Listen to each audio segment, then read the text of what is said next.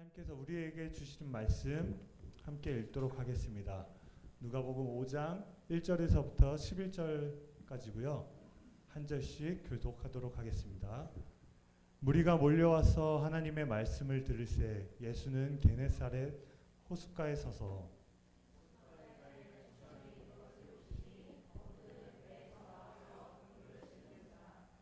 예수께서 한 배에 오르시니 그 배는 시몬의 배라. 육지에서 조금 떼기를 청하시고 앉으사 배에서 무리를 가르치시더니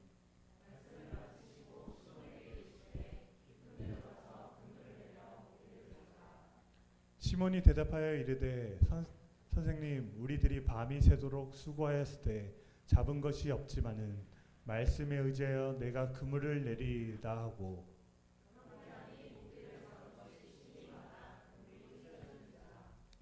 이에 다른 배에 있는 동무들에게 손짓하여 와서 도와달라 하니 그들이 와서 두 배의 채움에 잠기게 되었더라.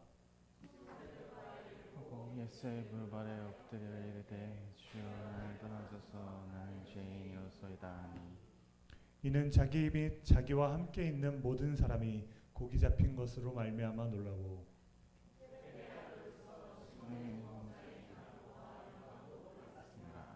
예수께서 시몬에게 이르시되 무서워하지 말라 이제 후로는 내가 사람을 취하리라 하시니 함께 읽겠습니다. 그들이 배들을 둘째 대고 모든 것을 버려두고 예수를 따르니라. 아멘. 더 깊은 곳으로라는 제목으로 허연 목사님께서 말씀 나눠주시겠습니다.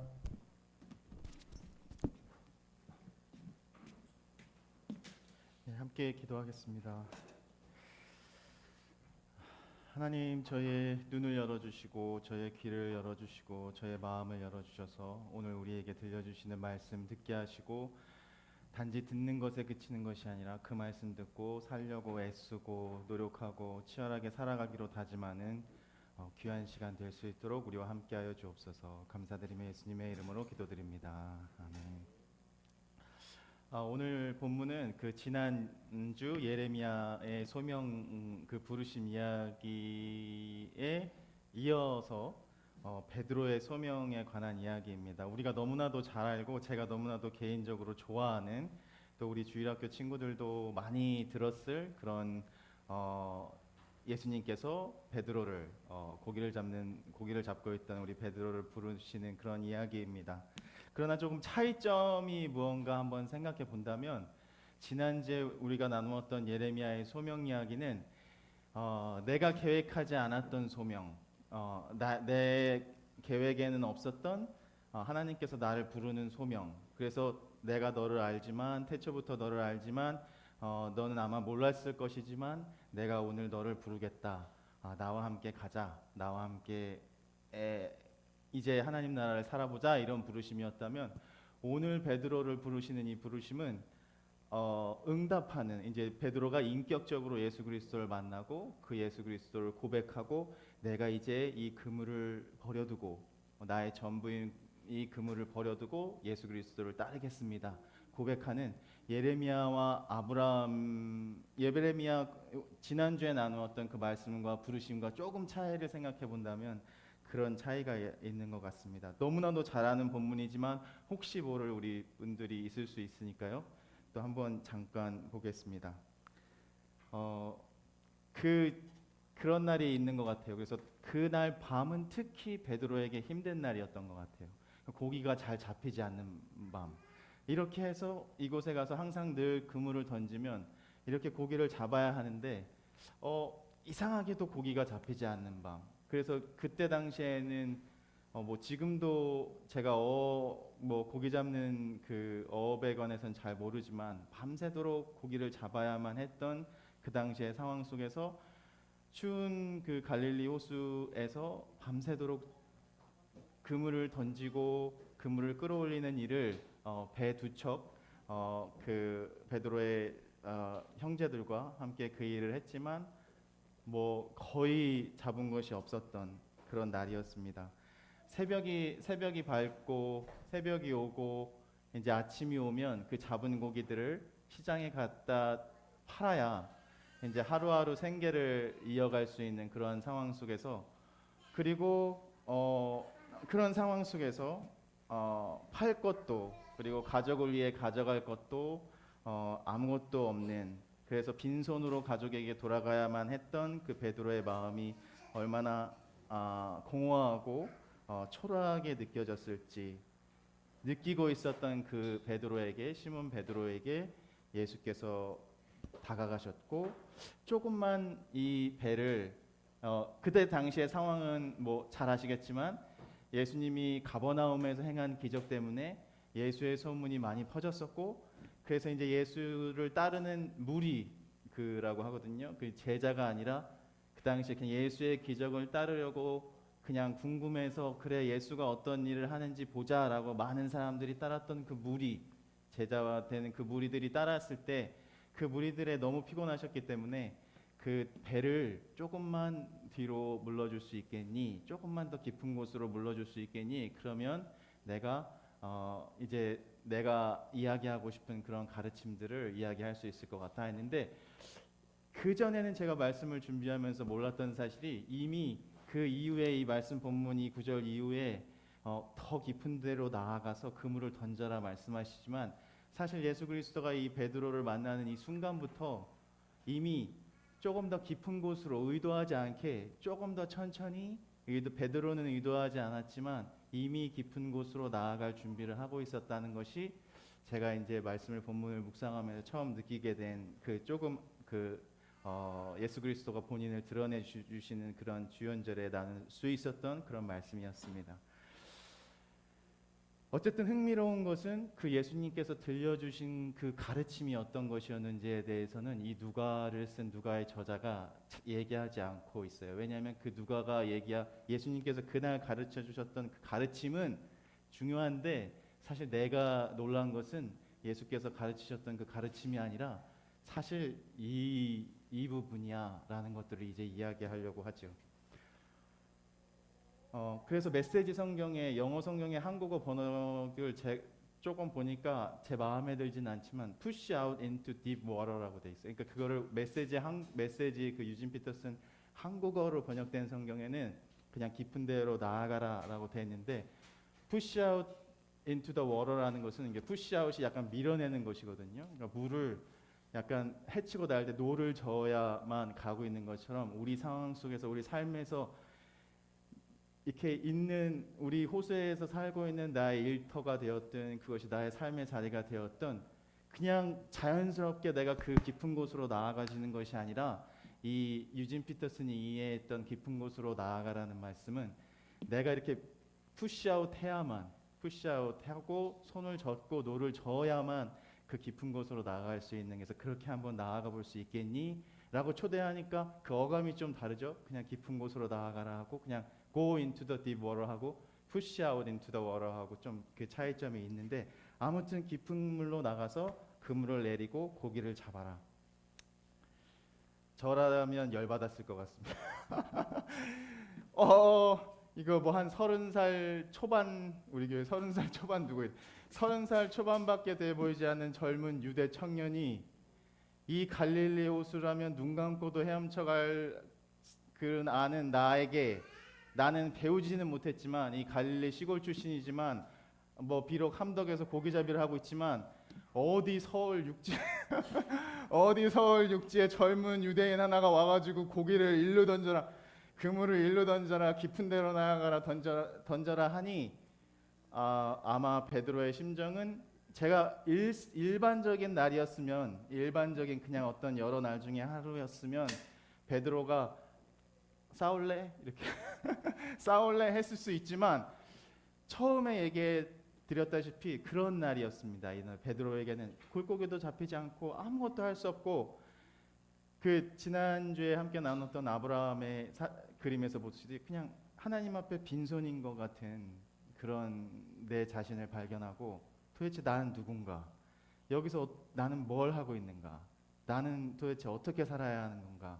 내 가족들은 어떻게 만나야 하고, 내 친구에게는 또 나는 어떻게 먹고 살아야 하는 것인가? 진짜 생존의 문제와 씨름하던 그에게, 그래, 이미 망한 인생, 이미 바닥을 친 인생, 그래, 이 유대 청년이 뭐 듣기로는 가버나움에서 기적도 행하고 물로 포도주도 만들고 뭐 병자도 치료한다고 하니 믿음이 썩 가진 않지만 한번 따라보기로 하자라는 그 심정, 뭐 기록은 돼 있지 않지만 그러한 심정이 아니었을까 한번 생각해 봤습니다. 예수의 초대는 내가 지금까지 믿고 세상을 살아온 이건 내가 못 배우고 가진 것이 없지만 이것은 내 삶에서 포기할 수 없어. 내 마지막 자존심이야 라고 붙잡고 있었던 것을과 예수의 초대는 정반대는 일이었지만 예수의 초대 너 이렇게 한번 해보겠니? 깊은 곳으로 나아가 보겠니? 배를 좀 옮겨주겠니?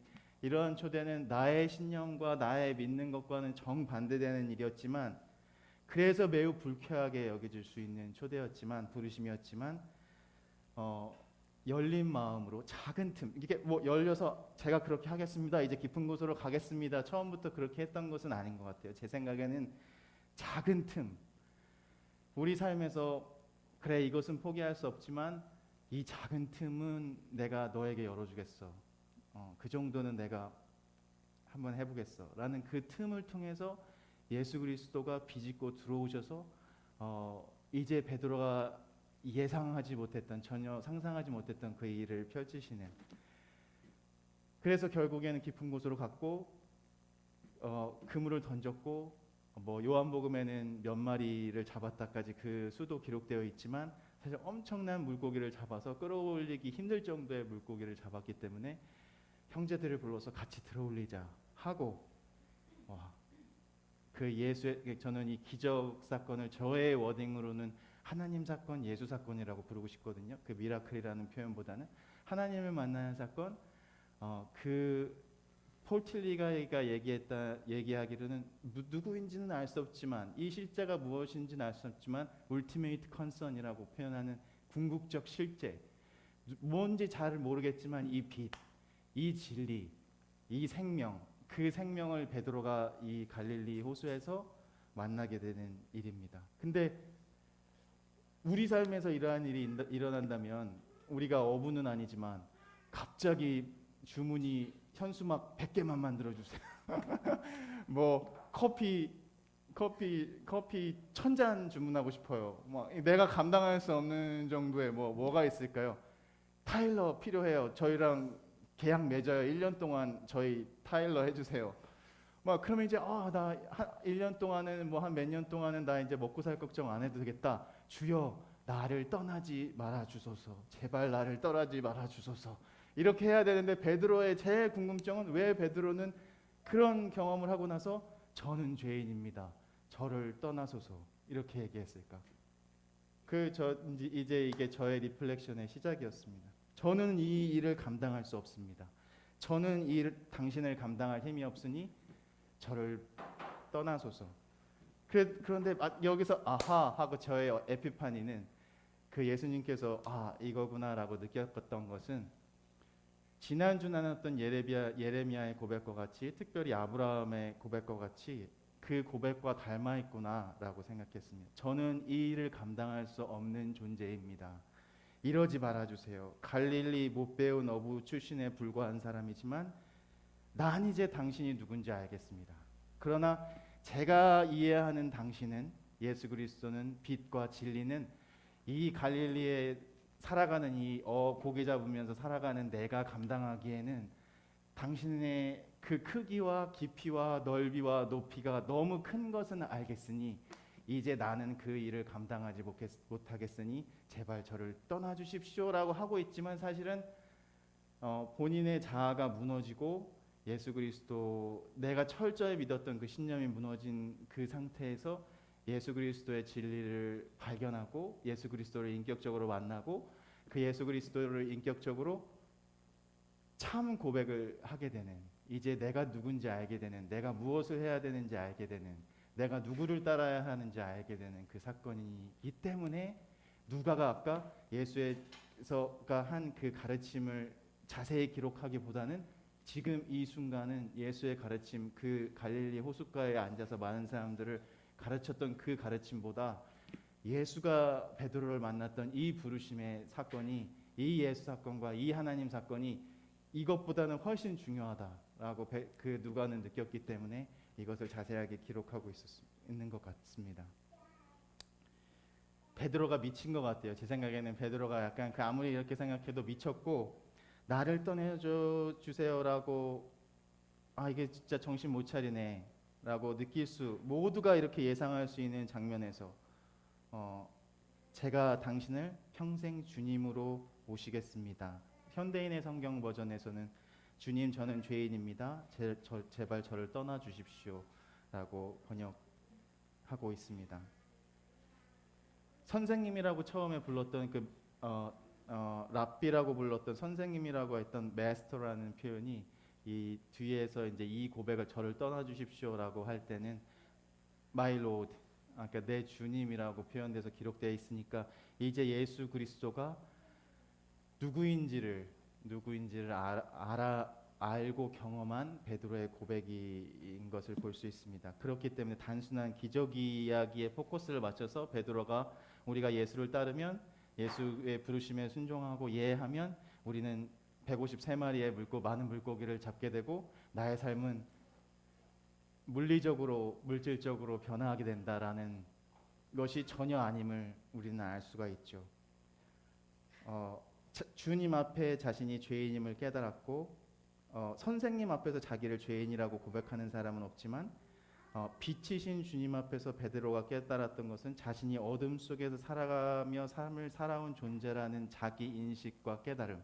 그렇기 때문에 이 죄에 포커스를 많이 맞추고 이걸 어떻게 해석해야 하나 저도 고민이 많이 되었는데 여러분이 죄인이었습니다. 그런데 예수를 만나서 여러분이 죄에서 구원을 얻게 되었습니다. 이것이 아니라 여기서 왜 갑자기 고기를 많이 잡는 경험을 했는데 갑자기 나는 죄인입니다 고백했을까? 그러니까 당신이 빛이고 나는 어둠인데 그 빛을 어둠으로 살아온 나는 이제 내가 어떻게 살아왔는지를 알았고 빛이신 당신을 만나니 그 빛 안에 내가 얼마나 어두운 존재를 알았으니 당신의 존재의 그 생명과 빛과 신비와 은혜는 내가 감당할 수 있을지 모릅니다 라고 베드로가 고백하고 있는 거죠. 세상의 성공이 아니라 참 빛과 영원한 생명의 강력한 하나님의 현존, 조금 어려운 말로는 presence of God이라고, 하나님 앞에 우리가 출석할 때 저 왔어요 선생님 할 때 그 출석이 영어로 presence잖아요. 하나님의 현존이 제가 여기 왔습니다. 하나님 내가 당신을 지금 봅니다. 라는 그 표현의 하나님 현존 사건이죠. 그래서 내가 어둠임을 깨닫고 내가 죄 가운데 죄라기보다는 제 개인적인 표현하고 싶은 표현은 어둠 가운데서 살아가고 있던 많은 실패와 좌절과 상실감을 경험하고 마치 세상이 죄라고 정죄하는 그 상상 속에서 살아갔던 내 삶에 하나님께 오셔서 내가 이전에는 경험해 보지 못했던, 내가 이전에는 전혀 경험하지 못했던 사건으로 우리를 만나주시고 불러주시고 깊은 곳으로 나아가라는 그 표현이 몇 번 울었습니다. 이거는 난 얘기 안 하려고 설교 준비하면서 몇 번 울었습니다. 아무튼 이게 베드로가 가진 달란트가 아니었나. 베드로가 많은 실수도 하고 부인도 하곤 하지만 결국 예수는 베드로에게서 자기의 틈을 발견하고 예수 그리스도를 그 작은 틈임에도 불구하고 예수 그리스도를 받아들이고 내가 어둠임을 자각하고 얼마나 크신 분임을 알고 깨닫고 이제 그분의 삶대로 내가 어떻게 살아야 되는지 알아채는 그 능력을 가졌던 베드로였기 때문에 예수가 특별히 사랑하고 불러주셨던 것이 아닌가 한번 생각해 보았습니다. 그 주님이 그 높은 하늘에서 땅으로, 그리고 우리 찬양했지만 우주 그 무한과 같은 곳에서 유한한 곳으로 영원한 시간 속에서 인간의 육신을 입고 이 땅에 찾아오셔서 그 보잘것없는 갈릴리 작은 시골 마을 어부로 살아가는 베드로에게 나타나 주신 은혜, 그리고 나랑 같이 가자, 나랑 같이 살자라고 부르시는 그 은혜가 얼마나 깊은 은혜인지, 그 넓고 높은 은혜인지 우리가 알 수 있습니다. 그러나 이것은 단지 오래전에 베드로에게 하시는 말씀이 아니라 우리가 처한 삶 안에서 고기잡이의 배, 우리의 고기잡이, 우리가 살아가고 있는 우리가 가진 고기잡이 배 안에서 우리를 부르시는 그 부르심이라고 생각이 되어집니다. 하늘이 땅을 만난 사건, 그리고 땅이 하늘을 만난 사건, 빛이 어두움을 만난 사건. 그래, 내가 비록 주님의 그 빛을, 생명을, 진리를, 신비를 감당할 수 없을 것 같아 보여도 주님께서 말씀하시는 건 두려워하지 말아라. 이제부터는 내가 너를 사람을 낚는 취하는, 오늘 성경 번역 취하는 업으로 살아가게 될 것이다. 이 말씀을 통해서 베드로도 우리가 얼마나 얕은 곳에서 shallow water, deep water 아니라 얼마나 얕은 강가에서 하나님을 경험하고 얼마나 얕은 물가에서 하나님을 내가 안다고 얘기하고 얼마나 얕은 물가에서 내가 하나님을 따른다고 고백했는지 그물을 던지고 있었는지를 알게 되는 것이죠. 그런 하나님께서 나에게 드러나 주시고 주현, 계시, 리빌레이션 나타나 주시고 나를 부르시는 그 콜링을 통해서 이제 내가 그분을 따라 새로운 하나님 나라의 업으로 살게 되는 기회를 얻었음을 고백합니다. 라고 이제 고백하고 있는 베드로의 고백이 놀랍지 않을 수 없습니다. 그래서 너의 수많은 실패와 좌절로 인해 오늘이 너에게는 그렇게 힘든 날이고 이 1년이 너에게는 정말 너무나도 감당하기 힘든 부담이지만 지금까지의 시간이 너에게는 얼마나 힘들었을 시간임을 나도 이미 잘 알고 있지만 들어봐. 너의 약함, 너의 허물, 너의 죄를 이야기하려는 것이 아니야. 나는 지금 베드로야. 이게 내가 죄라고 고백하는 지금까지의 삶이 완전히 부정되는, 완전히 너에게 굴욕을 주거나 완전히 너에게 고통스러운 것으로 남는 것들을 기억하려 하라는 초대가 아니라 이제 조금 더 깊은 곳으로 나아가 보자.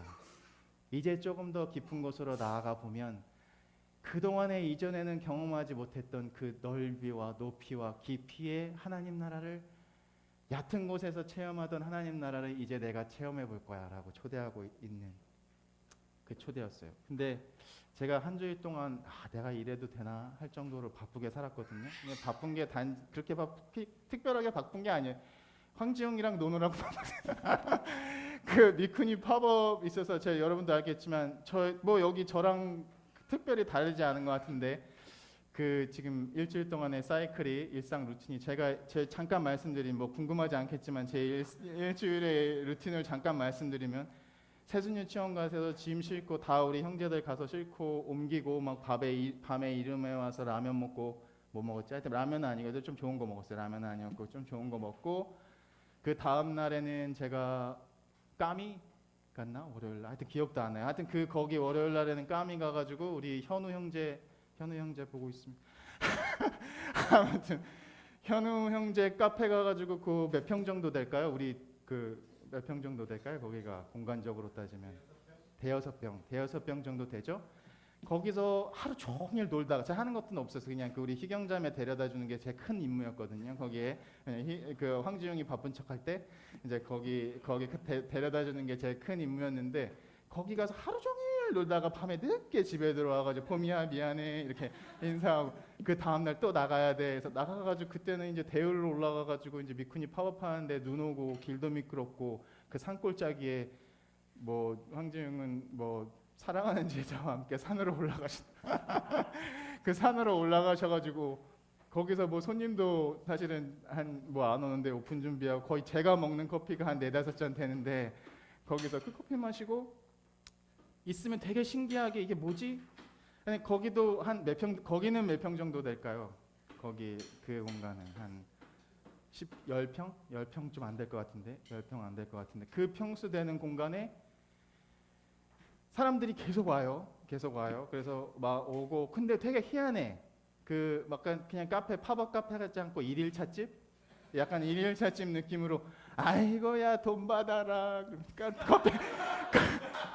커피값 받아라. 아유 안 받는다.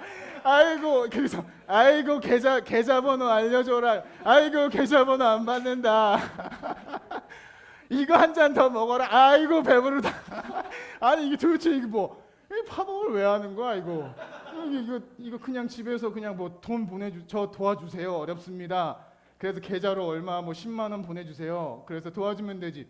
굳이 그 선한종이 한 달 동안 거기다 팝업을 열어.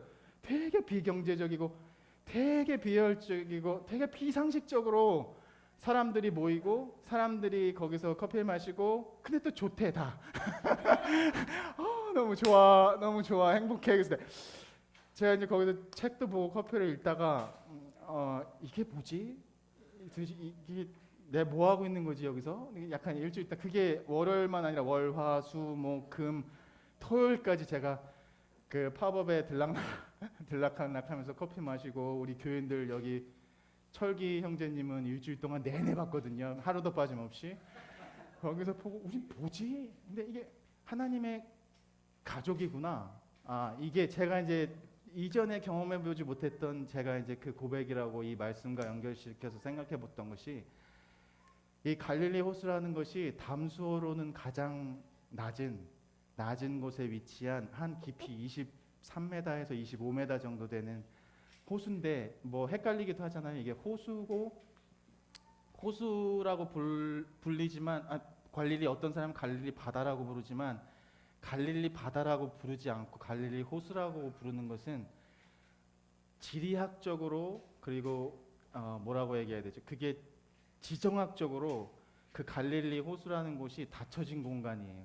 그러니까 이게 뭐 터져서 이걸 나가면 배를 저어서 나가면 바다로 나가고 다른 어떤 곳으로 갈 수 있는 것이 아니라 그냥 딱 제한된 공간에서 베드로와 형제들은 매일매일 그 제한된 공간에서 삶을 살아가고 있었는데 마치 그것이 제가 느끼기에는 그것이 선한종의 그 공간이 됐던 미쿠니 팝업 공간이 됐던 그것이 그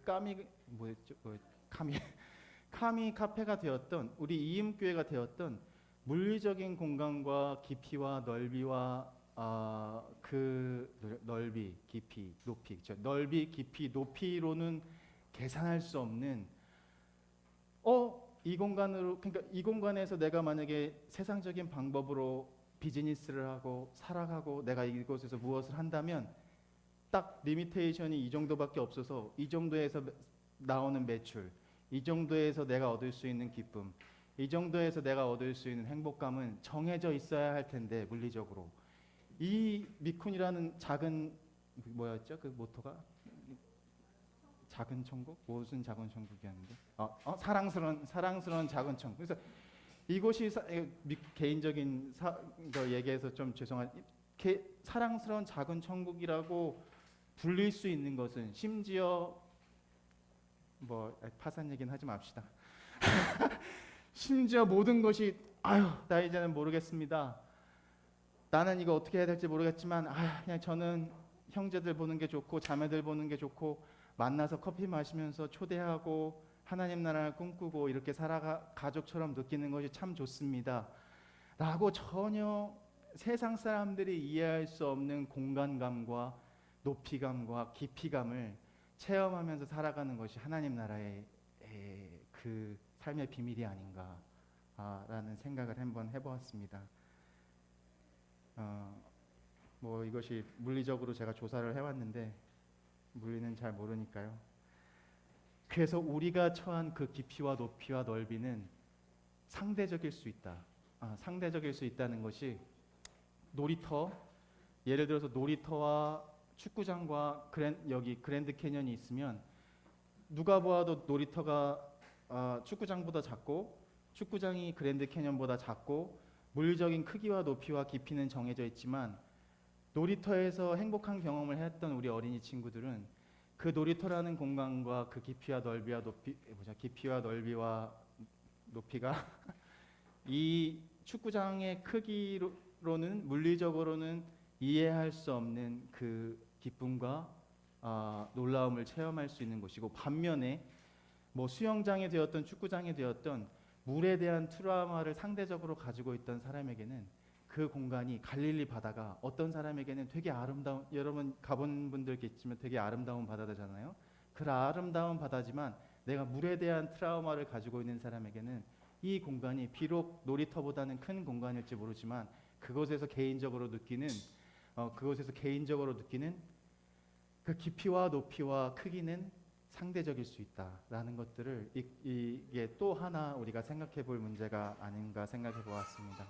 그래서 오히려 그렇기 때문에 우리가 온전히 우리를 집중하지 못하고 하나님께 집중하지 못하게 살아가게 만드는 삶의 유혹, 나의 힘과 나의 의지로 살고자 했으나 나의 연약함과 한계에 부딪혀 도무지 무엇을 해야 할지 어떻게 살아가야 될지 모르는 상황 속에서 우리를 붙드시고 길을 잃지 않게 도와주시는 예수 그리스도를 만나서 내가 이전에는 경험해보지 못했던 물리적으로 화학적으로 세계의 어떤 이론과 지식으로 계산하고 이해되지 않는 그러한 삶을 살아가는, 그렇기 때문에 내가 이제 너를 이전과는 다른 삶의 그 방향으로 아브라함에게 초대하셨던 그 초대와 마찬가지로 예레미야에게 초대했던 그 초대와 마찬가지로 내가 너와 함께 가겠다, 너와 함께 살겠다, 할 수 있겠니?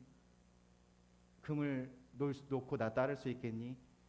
네, 한번 해보겠습니다 하고 우리가 여기 고백해서 모인 사람들이기 때문에 그 산골짜기에 눈 오는데 글로 올라가는 것이 아닌가, 그런 생각을 한번 해보았습니다. 비록 내가 감당할 수 없는 은혜를 부어주시는 그 존재라고 생각되어지지만, 그럼에도 불구하고 더 깊은 물로, 더 넓은 곳으로 우리를 부르시는, 같이 가자라고 부르시는 그 삶의 풍성함과 은혜와 감격과 놀라움이 매일매일 계속될 하나님 나라로 그 깊은 곳으로 한번 노를 저 가보지 않겠니? 라고 초대하시는 그 부르심, 그 초대에 우리가 모두, 저와 여러분이 예 하고 그렇게 결단하고 고백하고 응답하는 우리의 삶이 되었으면 좋겠습니다. 마지막으로 제가 좀 하나 찾은 시가 있는데 한번 이 시를 읽어드리고 우리 말씀을 마치겠습니다. 조지 마테슨이 쓴 나를 저버리지 않는 변함없는 사랑이여 라는 시입니다. 나를 저버리지 않는 변함없는 사랑이여, 내 지친 영혼이 당신의 풀밭에 편히 쉬게 하소서. 나의 아픔을 통하여 나를 찾으시는 기쁨이여, 당신께는 내 마음을 닫을 수 없습니다. 숙여진 내 머리를 들게 하는 십자가여, 내가 어찌 당신에게서 도망하겠습니까? 이 세상의 영화는 티끌과 같고 바로 거기서부터 영원한 생명이 꽃피는 까닭입니다. 우리 함께 잠깐 침묵으로 잠깐 기도하고 찬양, 우리가 드렸던 찬양 드리고 기도하고 마쳤으면 좋겠습니다. 우리 침묵으로 기도할 때 찬양단 조금 준비해 주시고요. 함께 침묵으로 기도하겠습니다.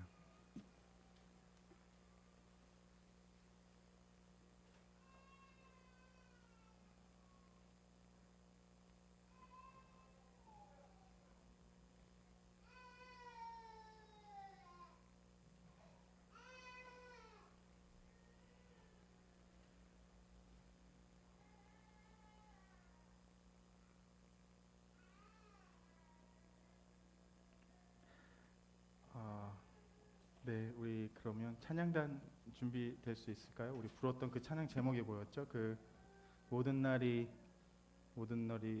우리가 얼마나 거대한 손길 속에 있는지 아는 것이 복음, 그 가사 우리 함께 드렸던 찬양 함께 드리고 제가 축도하겠습니다. 함께 항상 계획처럼 되진 않네. 네, 우리 함께 찬양하겠습니다. 괜찮습니다. 찬양단 준비되는 대로 우리 찬양 드리겠습니다.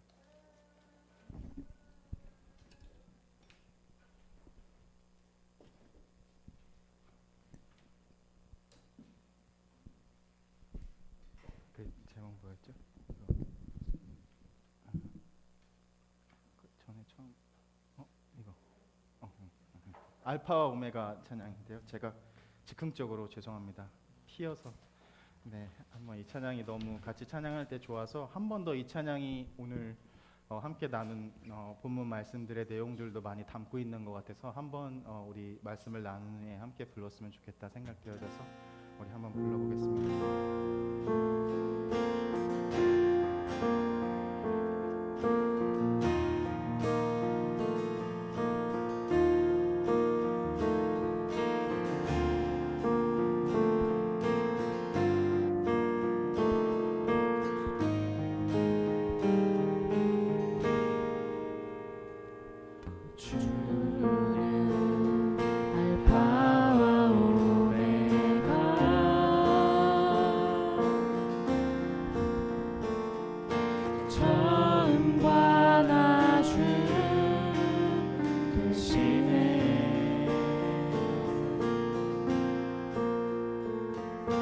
주는 알파와 오메가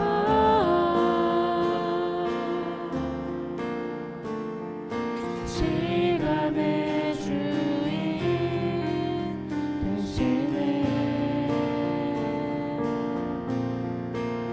아무도 알 수 없는 시작과 그 영원을 정하시고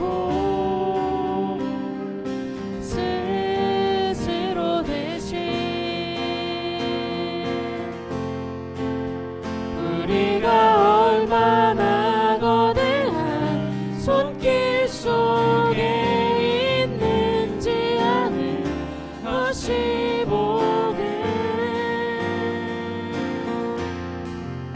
죄마저 덮는 그 손길 별과 별 사이 보다 먼 시작과 그 사이 그 시간은 우리의 인생을 채우시는 주님. 우리가 얼마나 거대한 손길 속에 있는지 아는 것이 복음. 죄마저 덮는 그 손길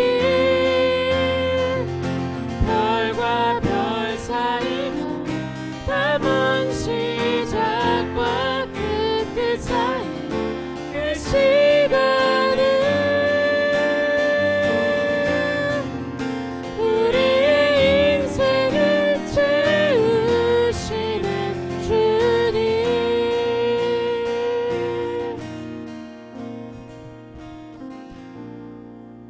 기도하겠습니다.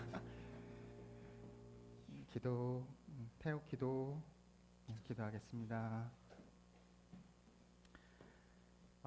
모든 날이 그렇지는 않겠지만 그런 날이 우리에게 있습니다.